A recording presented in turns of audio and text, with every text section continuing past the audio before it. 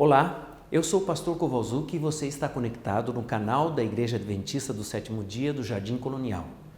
Estamos acompanhando a Semana Santa Restaurados por Cristo, apresentada pelo orador da Novo Tempo, o pastor Fernando Iglesias. Nós vamos meditar na Palavra de Deus e vamos também orar. Junte-se a mim e vamos a Deus em oração. Querido Pai Celestial, é o nosso privilégio estar na Tua presença, sabendo que o Teu amor por nós custou a vida do Teu bendito Filho. E por causa disso, nós temos segurança em pedir ao Senhor que olhe para a situação de tantas pessoas que estão nessa hora lutando contra essa enfermidade terrível. Outras estão perdendo seus queridos, estão em lágrimas e em pranto. Por favor, Senhor, dê a elas o conforto da Tua presença, dê a todos nós o Teu perdão. Nós oramos em nome de Jesus. Na busca pela liberdade, muitas vezes nos afastamos do Pai. Isso é a verdadeira liberdade? Acompanhe o pastor Fernando Iglesias apresentando o tema Nada Menos que a Liberdade.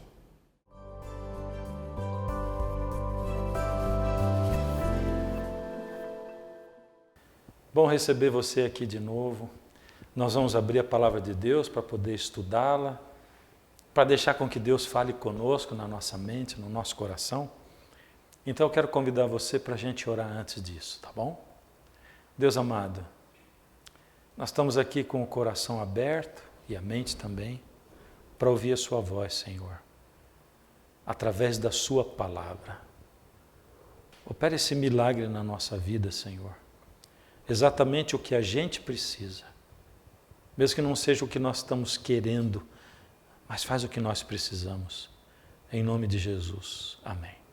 Eu quero fechar agora essa sequência que nós temos tido nos últimos 3 estudos, desde que Jesus entrou no barco com os discípulos, dormiu, passaram pela tempestade, Jesus acalma o mar. Depois eles chegam na terra dos Gadarenos, onde o endemoniado vem ao encontro deles, onde Jesus ouve o clamor que vinha de dentro do coração daquele homem, um clamor oculto, um grito silencioso, a transformação que houve naquela vida. E agora, de volta para a terra dos judeus, Jesus desembarca com os seus discípulos, voltando da terra dos Gadarenos, da região chamada Decápolis. E no verso 40, a gente começa a ler. João 8, 40.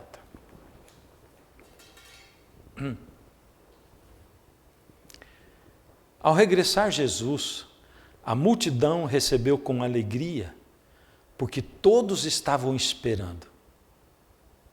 Eis que veio um homem chamado Jairo, que era chefe da sinagoga, e prostrando-se aos pés de Jesus, lhe suplicou que chegasse até a sua casa, pois tinha uma filha única de 12 anos, que estava à morte.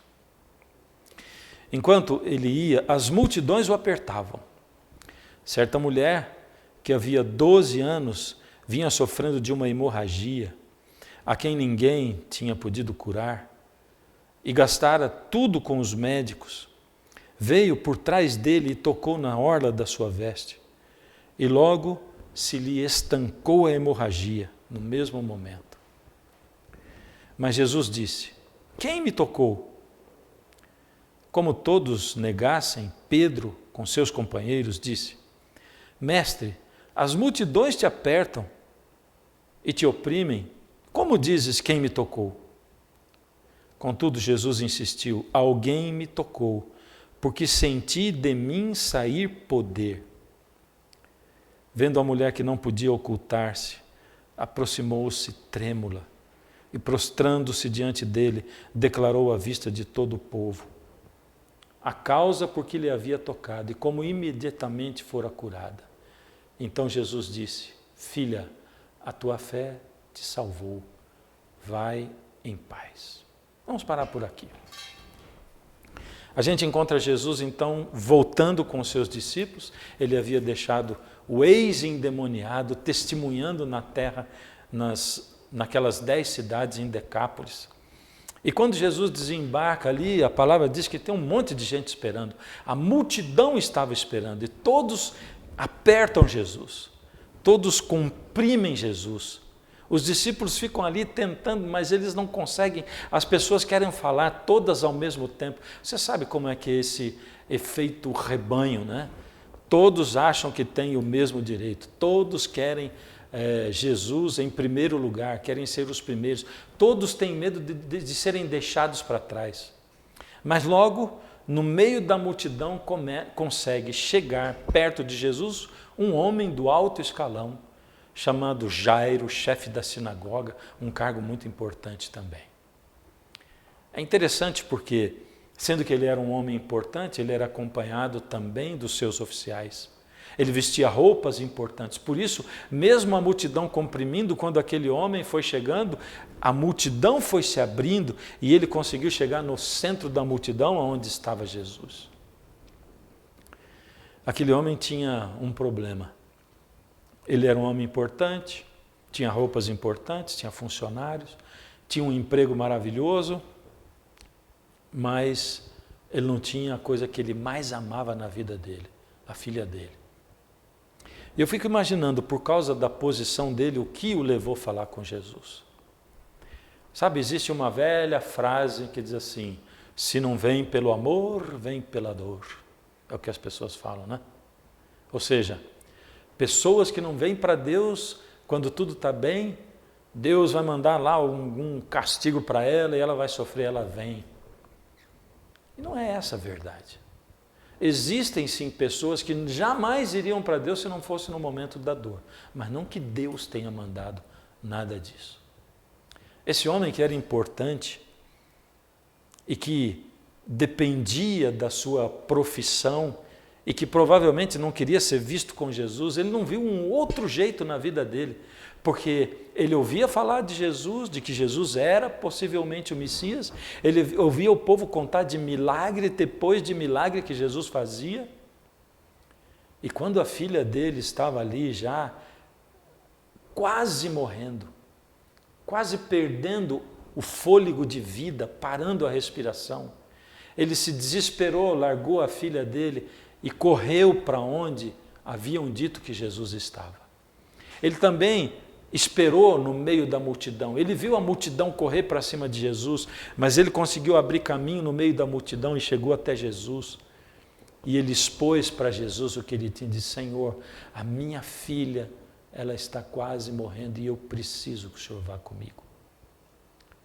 Jesus atendeu prontamente ao pedido de Jairo. Era a filha única, de 12 anos, uma menina de 12 anos, no começo da vida. A gente, como ser humano, vai vendo a vida se esvaindo, né? Quando alguém vai envelhecendo, principalmente quando a pessoa fica doente, quando ela já não tem mais energia e vai adoecendo, adoecendo. A gente sente muita falta de um pai, de uma mãe, de uma avó. Porém, quando morre uma criança de 12 anos, a maioria das pessoas fica inconformada. Por quê? Por quê? Por quê? Tão nova assim. Porque Deus permitiu. E esse homem pensou, se Deus está aqui entre nós, se Ele é o Deus feito homem, eu vou falar com Ele direto. Eu não vou ficar perguntando para Ele por quê e por quê. Jesus atende o convite dele e eles começam a andar. E a multidão ali. Você imagina como é que é andar com a multidão travando. E você imagina o tamanho da pressa que aquele pai tinha, porque ele tinha deixado a filha dele já nas últimas. E ele puxa Jesus, e ele tenta ajudar. E os discípulos, sai gente, Jesus tem pressa, nós temos que passar. E a multidão comprimindo, e Jesus sendo jogado para cá e para lá. E no meio disso tudo, Jesus para e diz assim, espera aí, quem foi que tocou em mim? Os discípulos desesperados, vendo o desespero de Jairo, olham para Jesus e Pedro, que era o mais falante, diz logo, Senhor, mas vamos, Senhor, porque o homem está com pressa, a filha está morrendo, Senhor. Como é que o Senhor diz assim, Alguém tocou em mim. Está todo mundo tocando o Senhor. Todo mundo está comprimindo o Senhor. E aí Jesus diz assim, alguém tocou em mim de um jeito diferente. Eu não estou falando de tocar em mim. Eu sei que a multidão toca em mim. Eu sei que a multidão vai às igrejas. Eu sei que a multidão é capaz até de pegar a palavra de Deus. Mas a multidão toca em mim, toca nas coisas, vai à igreja, mas não toca em mim. Não consegue extrair de mim poder. Que coisa é essa? Que coisa é essa de conseguir tocar em Jesus, mas não conseguir extrair poder? A história diz por que aquela mulher conseguiu extrair poder de Jesus. Ele diz assim, a tua fé te salvou. Jesus, em outra situação, pega uma criança, coloca no meio dos discípulos e diz assim, se você não tiver fé como uma criança. Eu tenho um netinho de 1 ano e meio. E se eu disser para ele que eu vou dar um pulo e vou sair voando, ele acredita. Essa é a fé da criança. Se eu disser para ele, o vovô vai voar, você quer ver? Ele vai ficar esperando, ele vai parar e ficar esperando o vovô voar.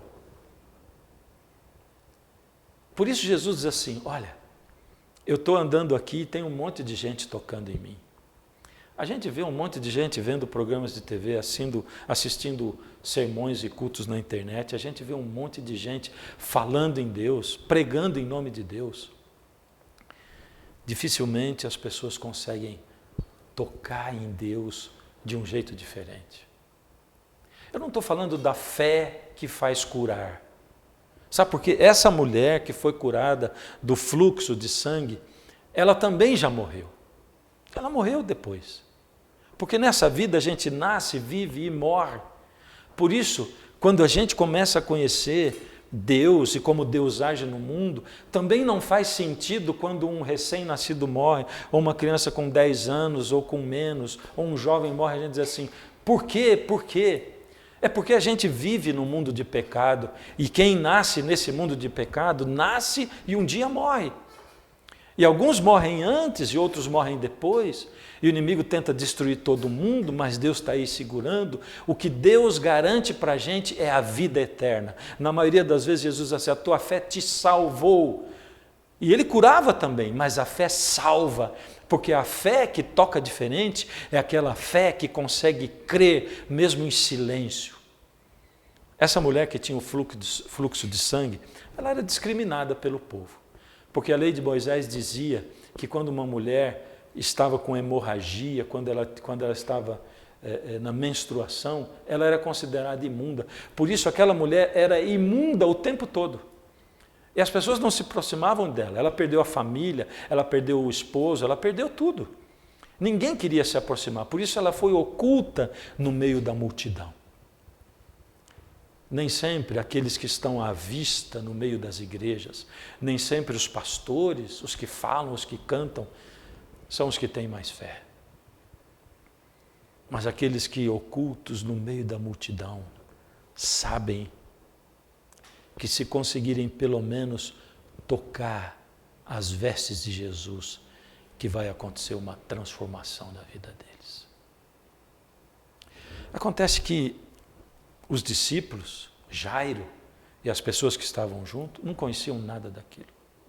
Não sabiam da história, não sabiam da existência da mulher. Eles também não conheciam o coração dela e eles também não sabiam o que ia no fundo da alma dela. Eles só viam uma multidão. Assim a gente vê congregação, a gente vê clientes, a gente vê pessoas, a gente vê multidão, mas Jesus vê você. Ele vê o seu coração, ele lê o fundo da sua alma e da minha alma. Quando ele fala, ele não fala com uma multidão, ele fala com você, especialmente. Quando ele toca o coração, ele não toca o coração no coletivo, Ele toca individualmente. Por isso também não adianta comparar a sua vida com a dos outros. Nem o outro que tem mais e nem o outro que tem menos. Nem o que tem bens e nem o que tem mais fé. E não adianta querer ter a fé do outro ou a vida do outro. Comparar, por que na minha casa aconteceu isso e na casa do outro aconteceu aquilo? Porque ele tem isso e eu não tenho isso. Deus tem um caminho específico para você, um plano específico para você. Ele é o único que trata você personalizadamente. Jesus sabia exatamente o que aquela mulher precisava e ele sentiu quando ela tocou a sua roupa, mas os outros não sabiam, por isso reclamavam. Por isso, provavelmente, Jairo ficou desesperado quando ele tentava arrastar Jesus pelo meio da multidão, porque a filha dele estava morrendo, e Jesus parou e disse: alguém me tocou. Não foram só os discípulos que acharam ridículo. Jairo também achou, mas por que ele parou? Como alguém me tocou? Senhor, o senhor não sabe que a minha filha está morrendo? É porque não tem uma coisa que desespera a gente mais, senão essa tal coisa de que o tempo de Deus não é o nosso tempo, não é verdade? O tempo de Deus não é o nosso tempo. E o reino de Deus não é o nosso reino. Muitas vezes Deus demora mais. Deus não faz na hora que a gente quer, na hora que a gente pensa, na hora que a gente acha que deve ser. Por isso Jesus parou e conversou com aquela mulher. Quando tudo é explicado, quando tudo é esclarecido, o verso diz assim, verso 49, falava ele ainda quando veio uma pessoa da casa do chefe da sinagoga dizendo: tua filha já está morta, não incomodes mais o mestre. Dá para você imaginar se você fosse o Jairo, o que você sentiria naquele momento? Acaba de acontecer a situação, é explicada a história da mulher, ela diz: eu fui curada porque eu toquei, o coração do Jairo renasce e o servo dele aparece. Não incomoda mais o mestre, a tua filha já morreu. Mas Jesus, ouvindo isso, disse: não temas, crê somente, e ela será salva. Não temas, crê somente, e ela será salva. Se você conhece a Bíblia, você sabe o que aconteceu em seguida. E eu vou resumir. Jesus foi até a casa de Jairo. Tinha pessoas dentro do quarto já velando aquele corpo morto. Jesus pede para saírem do quarto. Jesus senta do lado da cama, fica sozinho e diz: menina, acorda. E a menina levanta e retoma a vida. Mas eu não quero falar sobre esse poder de Jesus para curar e para ressuscitar. Eu vou repetir. Porque essa mulher do fluxo de sangue a quem Jesus curou, e essa menina a quem Jesus ressuscitou, onde elas estão hoje? Elas morreram depois. A filha de Jairo cresceu, virou uma mulher. Onde elas estão? Elas estão mortas. Porque nessa vida a gente nasce, vive e morre. A gente não vive eternamente. E quando é que nós, cristãos, vamos entender que a vida é assim? Quando que nós vamos entender que os planos de Deus não são mesmo iguais aos nossos planos e que o tempo de Deus não é igual ao nosso? Quando nós vamos entender que Jesus morreu e ressuscitou e que Ele vive hoje na casa do Pai preparando lugar para nós vivermos a eternidade e que o foco do Senhor é a eternidade? Difícil de acreditar, não é? É por isso que Jesus olha para você hoje e Ele diz assim: você está doente, teu filho está doente, você está desesperado, você perdeu a fé em Deus, você entrou no mundo do vício, você não vê saída para a sua vida, você acha que qualquer coisa na sua vida é impossível. Não temas, crê somente, e você será salvo. E seu filho será salvo, e sua filha será salva. Mesmo que ele não seja curado aqui, vai ser salvo. Salvação, vida eterna, eternidade. É disso que Jesus está falando. Difícil de acreditar, não é? Pois eu vou dizer para você, difícil de acreditar é que essa vida é só isso mesmo. É que a gente espere os milagres de Jesus, vez após vez, e um dia a gente descubra que pronto, não tem mais como fazer milagre, porque se Jesus continuar me fazendo milagre na minha vida, eu vou viver com 300 anos de idade e vou rogar a Deus para eu morrer. Como eu já vi muitas e muitas pessoas sofrendo, ou idosas demais dizendo, Deus, eu quero descansar, me dá o descanso, por favor, porque essa é essa vida. Como diz Salomão, quando a gente chega numa idade onde tudo se torna enfadonho, a gente quer o descanso. Deus diz assim, não temas, crê somente. Difícil? Não, não é difícil. Porque quando eu olho ao redor, eu não vejo um outro caminho. Quando eu olho ao redor, eu não vejo para onde ir. Quando eu olho ao redor, eu vejo o caminho que é Jesus.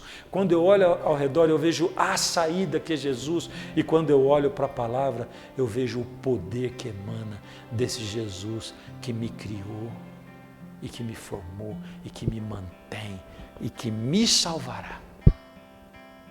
Hoje, Jesus trouxe você até esse vídeo. Hoje Jesus pôs você em contato com a palavra só para olhar nos seus olhos e dizer assim, não temas, crê somente. Eu que sou Deus e que nasci nesse mundo feito homem e que vivi feito homem para te dar o exemplo e que morri e que ressuscitei. Também hei de ressuscitar você, e hei de ressuscitar seu pai, sua mãe, e hei de ressuscitar os seus queridos. Não temas, crê somente. Toma posse dessa fé que Jesus coloca à sua disposição. Toma posse desse reino que só o Rei do Universo pode colocar na sua vida e pode entronizar no seu coração. Levanta a sua mão. Senhor, obrigado pela sua palavra, pela sua promessa e mais acima de tudo, obrigado porque o Senhor veio, cumpriu a sua palavra, viveu, morreu, ressuscitou e agora intercede por nós, Pai. Não nos deixe aqui, Senhor. Faz brotar essa fé no nosso coração e faz, Senhor, com que nós sejamos destemidos, não temamos e creiamos. Nós rogamos em nome de Jesus. Amém.